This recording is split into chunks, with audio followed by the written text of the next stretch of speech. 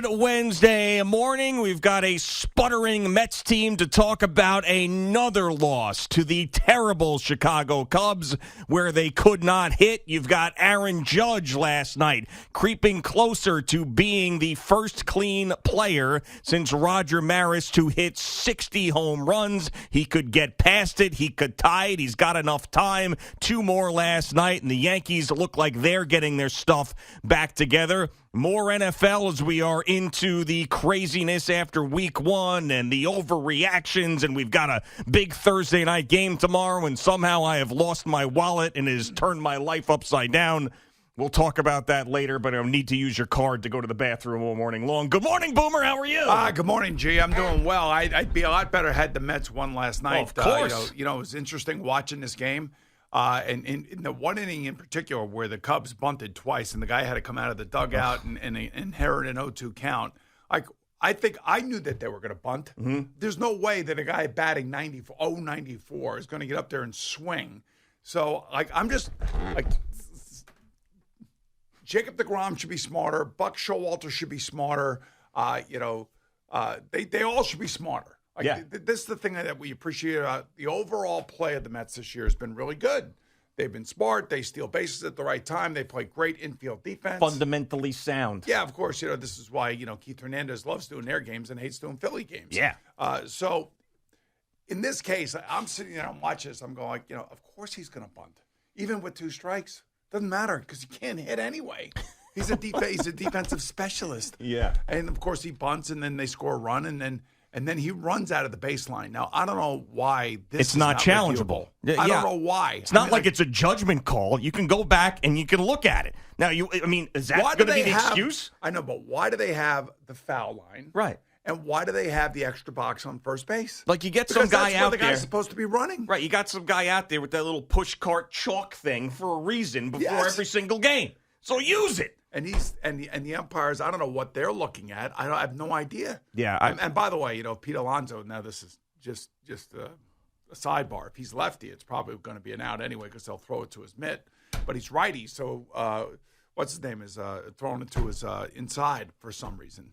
You're supposed to give a target on the inside of the base path. Yeah. But there's no question that the runner was out of the base path. He was on the green grass, for God's sake.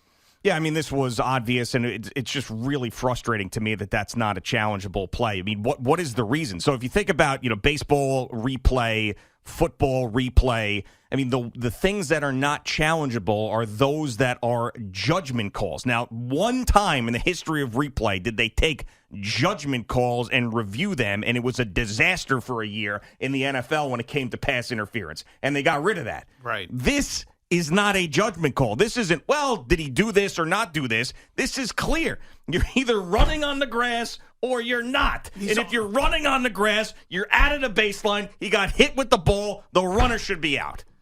It's pathetic. And then what's the explanation of Buck? I missed it? How are you missing it? Where are you looking? You want to tell me it's not reviewable, which is a whole new stupid thing, but that's one that's easy to see on the field. That's not a bang-bang play. Yeah, I don't know. I don't know how the home plate umpire can sit there and look at Buck Showalter and say, I missed it. Yeah. Because the play takes about 5 to 6 seconds to get down to first base, however long it takes after the bunt. And, he's running in the grass the whole time. Then the fact that the ball hit him should actually make the umpires aware to call it. Now, that's just one part of the problem. Yeah, they can't hit. We're whining about this, but they can't hit. I know, but it's still that's annoying. And then the other thing, too, and Keith and Gary finally picked up on it in the next inning, Jacob deGrom got pissed. Yeah. And he went out there and he did what Jacob deGrom normally does when he's at the top of his game, when he is really locked in. And maybe he wasn't locked in last night because it was the Cubs. I'm not really sure. He had Franmil Reyes 0-2, and they were talking about how he's a free swinger and everything, and he grooves a fastball right down the middle. That's the one thing that guy can do is hit a fastball down the middle. Well, I thought he was going to catch him off guard. Here comes the slider, here comes the breaking stuff, the changeup, see if I could sneak the fastball by him, and no, you couldn't. I just think there was a really just a lack of awareness last night, just on the part of the Mets, just in a lot of different ways. And it does get frustrating when they're losing, but you have to take the totality of the entire season. And they're not playing great, and they're losing to bad teams. And maybe they got to win tonight. They have to win. Well, ultimately, it's going to come down to this series. Well, you know what? It's going to come down to the series in Atlanta. You watch; they'll go down there and they'll win 2 out of 3 there. And then they'll come home and lose 2 out of 3 to the Washington Nationals. Yeah, and I don't know what it is about these bad teams that they have struggled with. This is now 2 series they have lost to 2 of the worst teams in the league, the Nationals and the Cubs, and they have lost a game to the Pirates the first game of that series, lost a game to the Marlins the Friday night, the first game of that series. There's been too many of them. And by the way, let me just say one thing. I don't want to hear, and this kind of pissed me off last night. Really pissed me off. I do not want to hear that sometimes late in the season, guys see the finish line. Well, that's what Buck said. Yeah, I know. Listen, Buck, I don't want to hear that. Like, you're smarter than that. Stop saying that. Stop making excuses. Who should be looking at the finish line is the Cubs. Well, wait a second. Maybe they're playing loosey-goosey and all this other crap. You know what? This is pressure time. This is money time. This is where your guys, your best guys, have got to be your best guys. And, the Yankees went through their swoon, and now they're coming out of it. And guess who's leading them out of it? Well, their Aaron best Judge. guy. Yeah, right. Yeah. I mean, I took that more last night as that was his diagnosis of maybe that's what's going on. Hold on. And it was unacceptable to him, and he was going to fix it. Like, that's what I thought. I didn't think he was making an excuse. He was want to hear it. Here's my explanation. That's not going to be good enough, and we got to make sure that we're not doing that. I don't want to hear it. Yeah. I don't want to hear that Lindor's tired. I don't want to hear that Pete's tired. Well, yeah. What I want to hear Hit is the wall. Why does your DH suck? Yeah. That's what I want to hear. That's a question for Billy Epler. And what are you going to do if like an Escobar is hot or a Canna is hot? And I know that Marte's not in the lineup, but why don't you move them up in the lineup? Well, these DHs, the Vogelback and Ruff, are just nothing players at this point, and I've seen enough. Now, I know Buck wants to say, even said it about Ruff, like, the entirety of his career, we have to look at that, not just what he's done here because it's been a struggle. But come on. Both of these guys are just, it's a wasteland. It's a Grand Canyon. 50 strikeouts it's between the awful. two of them. So put Vientos in there. Bring Dom Smith back up. I don't even know what the hell he's doing, but I know he can hit in the majors sometimes. It's not good enough. Those guys should not. You're in a race. You're a half game up on the Braves. These games matter. When you trot those guys out there, you're not giving your lineup a chance. These 2 guys, by the way, basically replaced Dom Smith. Yep. And the guy they traded, JD Davis. So they're getting exactly what they were getting before, worse. which is worse. Plus, they don't have a backup first baseman. Yep, that is fair. So if you bring Dom Smith back, just to at least have a backup first baseman, and then you could put Pete Alonso either on the bench to relax for a day or 2, or you can let him DH. Yeah. Whatever. I mean, because they've lost their flexibility. Sure. And, it's one thing if those guys are actually doing what they're supposed to do. Now, I will say this about Vogelback. He hurt his hamstring, and he hasn't been the same since. We all kind of know that, and we kind of have fun with him because of his size and all this other stuff. He's going to eat himself right out of the league. And, quite frankly, I'm not saying that a rookie is going to be the answer. I don't necessarily know that would be the case. I don't know about Vientos. Nobody does. Yeah, but I've seen enough of these guys, and I need to see something different. But I really do. But I also understand that one of the reasons why we wanted Buck Showalter as the manager, and I still do, and I don't like explanations. I don't want to hear about seeing the finish line. Bull crap. A finish line, my ass. You got to, is Francisco Lindor's, and I'm not saying that Francisco said any of this stuff, but I'll say Pete Alonso's agent, Jeff McNeil's agent, Brandon Nimbo's agent, Francisco Lindor's agent is going to go in there and say, hey, my client deserves $30 million a year, but he's only going to play 130 games because, the last 32 games, the finish line. I don't want to hear that crap. Yeah. You're getting paid a lot of money. You got a fan base that's really supporting the hell out of you. Now is not the time to be trying to figure out excuses. Now is the time about, it's unacceptable. We're going to have a meeting tomorrow. We're going to do whatever we need to do, and we're going to get the thing straightened out. The one thing I will say is that you saw Jacob deGrom take it up a notch after he gave up those 3 runs. He took it up a notch, and all of a sudden, nobody could hit him. And that's what the Mets themselves have to do. They have to take it up a notch, especially offensively. And then Buck has got to figure out what to do with this dead DH situation. Yeah, I mean, that has to, and I know that he's giving these guys every opportunity because they're major leaguers and they traded for him and they look at the stats and they look at the numbers, but enough is enough. When you're not scoring runs and you're getting that type of production from both of those guys, you have to do something different. And the quote from Lindor over the weekend was, a lot of us have hit the wall. I mean, he just came out and said that. A lot of us have hit the wall. I don't want to hear that. I don't want to hear anybody hitting the wall. You know, last year you hit the wall. The Braves are saying that they hit the wall? They're not saying that. Are the Yankees saying it? No, and even when they went through their terrible the Yankees stretch. went through all their stretch because never said injuries. They hit the wall. No, but it was because of injuries. I don't think Luis Guillorme has hit the wall. I mean, he just had 10 days off. Right, well, yeah. Or a month off, I should say. He's been out for a while. Yeah, I mean, I didn't like to hear that at all. I mean, that to me is alarming. Come on, guys, let's go. Let's wake up. We're in a pennant race. Yeah, and I was talking to we all have crazed fans in our lives that are our friends, and I'm talking to a Mets friend yesterday, and he's like, you're just so negative about it. You know what? This isn't negative and positivity. What this is expectation now and reality.